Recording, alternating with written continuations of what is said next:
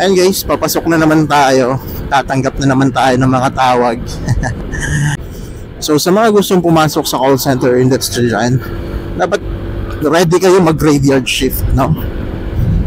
Kasi dito sa call center, most schedule is graveyard talaga.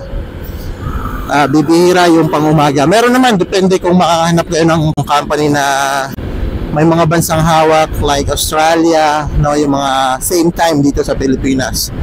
Or kapag kumuha kayo ng local account, no, sa local account kasi Tagalog doon, tapos pang-umaga.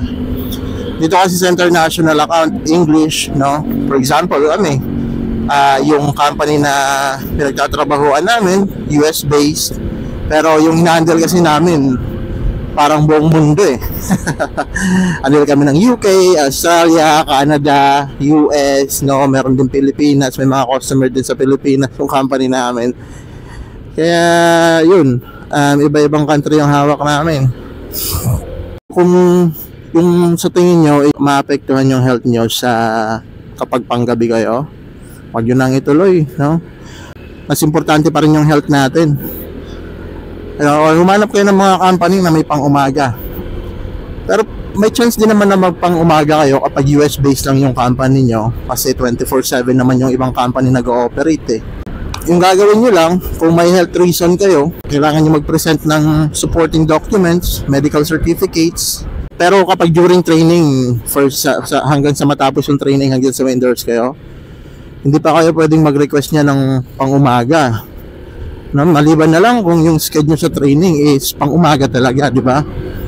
Kasi fix kayo niyan eh, sabay-sabay kayo niyan eh. Unlike na kapag nasa production na kayo, pwede na kayo makapag-request, pero kailangan niya ng supporting documents na mahihirapan din talaga kayo.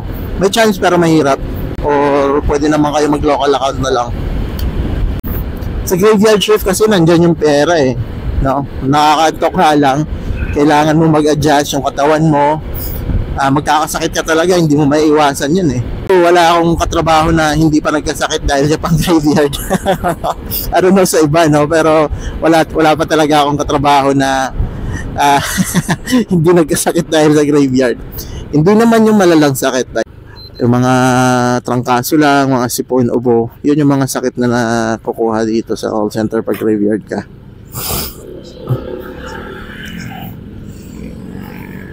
So, kaya yung iba dito talagang nag-vitamins, no? May tinitake na vitamins.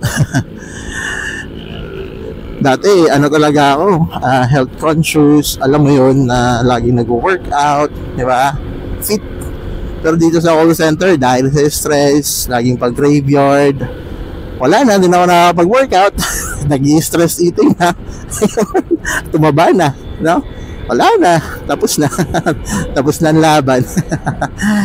But anyway, despite of that, marami din naman na itulong sa akin sa call center eh. Pera, support sa family ko, di ba? Ito mga gusto ko sa buhay, nabibili ko na dahil sa call center yun. So yun, it's your choice pa din naman. Binibigyan ko lang kayo ng idea kung ano pwede mangyari kapag sa call center kayo nagtrabaho. Yun lang. Salamat sa panonood. Dito na tayo sa work. Kuha lang tayo ng ticket.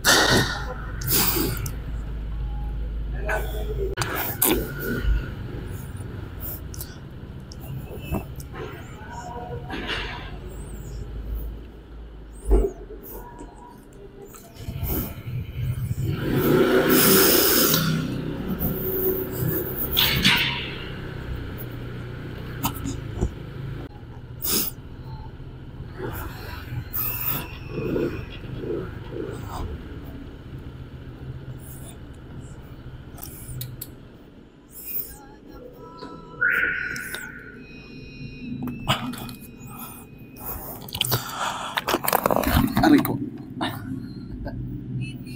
So yun lang, pasok na.